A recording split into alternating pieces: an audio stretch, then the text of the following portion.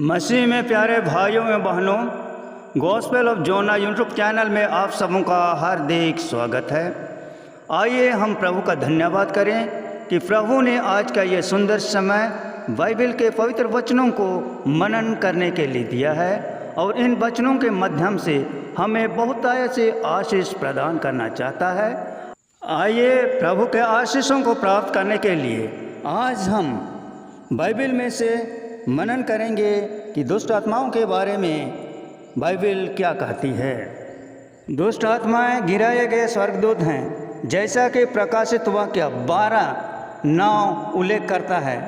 तब वह बड़ा अजगर अर्थात वही पुराना सांप जो इब्लिस और शैतान कहलाता है और सारे संसार का भरमाने वाला है, पृथ्वी पर गिरा दिया गया और उसके साथ उसके दूत गिरा दिए गए।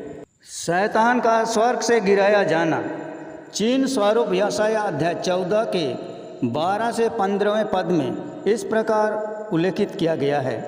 हे भोर के चमकने वाले तारे, तू क्यों कर आकाश में गिरा पड़ा है? तू तो जाति जाति को हरा देता था, तू अब कैसे काट कर भूमि पर गिराया गया है? तू मन में कहता तो था कि मैं स्वर्ग पर चढ़ूँगा, मैं अपने सिंहासन को ईश्वर के तारागण से अधिक ऊंचा करूंगा और उत्तर दिशा की छोर पर सभा के पर्वत पर विराजूंगा। मैं मेघों से भी ऊंचे स्थानों में ऊपर चढ़ूंगा, मैं परम प्रधान के तुल्य हो जाऊंगा। परंतु तो अधोलोक में उस गड्ढे की तह तक उतारा जाएगा। इस चिन्ह के रूप में हेजकेल 28:12 से 15 में भी वर्णन किया गया है। अपने गिराए जाने के साथ शैतान स्वर्गदूतों में से प्रकाशित वाक्य अध्याय 12:4 के अनुसार 1/3 को अपने साथ मिला ले आया, जिन्होंने पाप किया था। यहूदा अध्याय 1 का 6वां पद उन स्वर्गदूतों का उल्लेख इस प्रकार करता है, जिन्होंने पाप किया था, जो स्वर्गदूतों ने अपने पद को स्थिर न रखा वरन अपने नीच निवास को छोड़ दिया। उसने उनको भी उस भीषण दिन के न्याय के लिए अंधकार में, जो सदाकाल के लिए है, बंधनों में रखा।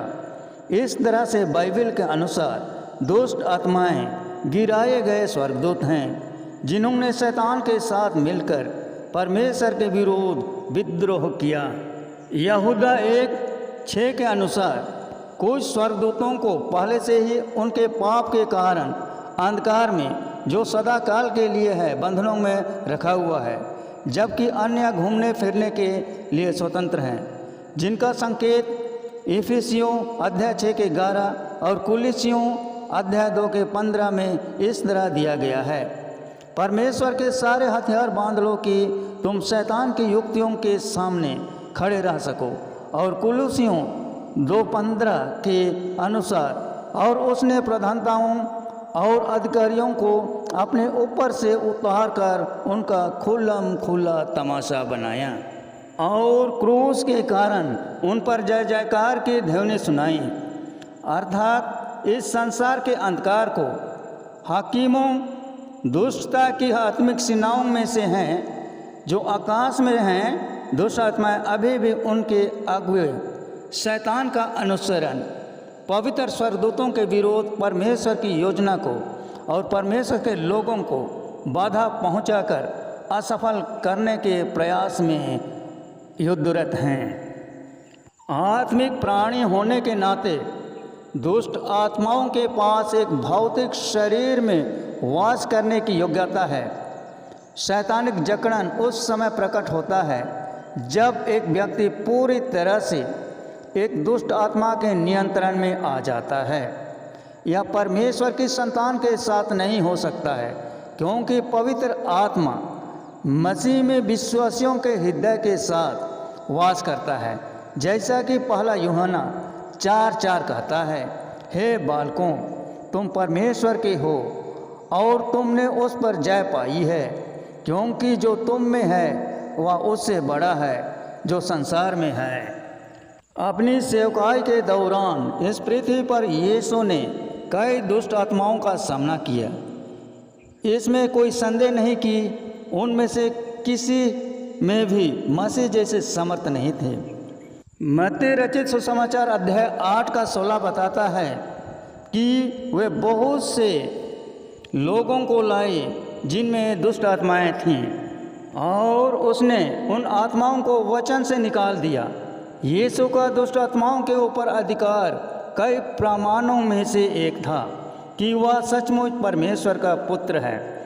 लूका अध्याय 11 के 20 में यीशु कहता है, परंतु यदि मैं परमेश्वर की समझ से दुष्ट आत्माओं को निकालता हूँ तो परमेश्वर का राज तुम्हारे पास आ पहुँचा है। वे दुष्ट आत्माएं जिनका सामना यीशु के साथ हुआ जानते थे कि यीशु कौन था। वे उसे डरते थे, जैसा कि मत्ती रचित सुसमाचार अध्याय 8 के 28 से 29 में जब यीशु गदरेनियों के देश में पहुंचा तो दो मनुष्य जिनमें दुष्ट आत्माएं थीं कब्रों में से निकलकर यीशु से कहने लगे, हे परमेश्वर के पुत्र, हमारा तुझसे क्या काम? क्या तू समय से पहले हमें दुख देने यहाँ आया है? दुष्ट आत्माएं अपने अंत को जानती थी जो कि दुख से भरा हुआ है। शैतान और उसकी दुष्ट आत्माएं परमेश्वर के कार्य को नाश करने और किसी को भी भरमाने की खोज में रहती हैं। जैसा कि पहला पतरस अध्याय 5 के 8 में कहा गया है कि सचेत रहो, जागते रहो, क्योंकि तुम्हारा विरोधी शैतान गरजने वाले सिंह की नाई इस खोज में रहता है कि किसको फाड़ खाए।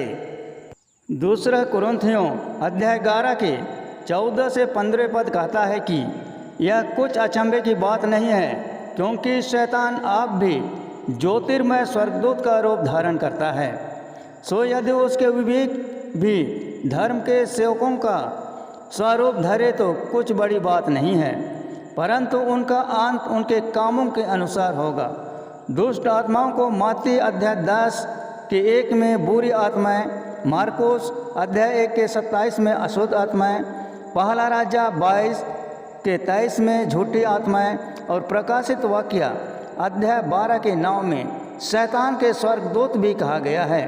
दूसरा कुरिन्थियों अध्याय 4 के 4 में शैतान और उसकी आत्माएं संसार को भरमाती हैं। पहला तीमुथियुस 4:1 में झूठी शिक्षाओं को फैलाती है। दूसरा कुरिन्थियों 12:7 और पहला पतरस 5:8 में मसीहियों पर आक्रमण करती है। प्रकाशित वाक्य 12:4 से 9 के अनुसार पवित्र स्वर्गदूतों के साथ युद्ध करता है। दुष्ट आत्माएं गिरे हुए स्वर्गदूत परमेश्वर के शत्रु हैं, परंतु वे हारे हुए शत्रु हैं।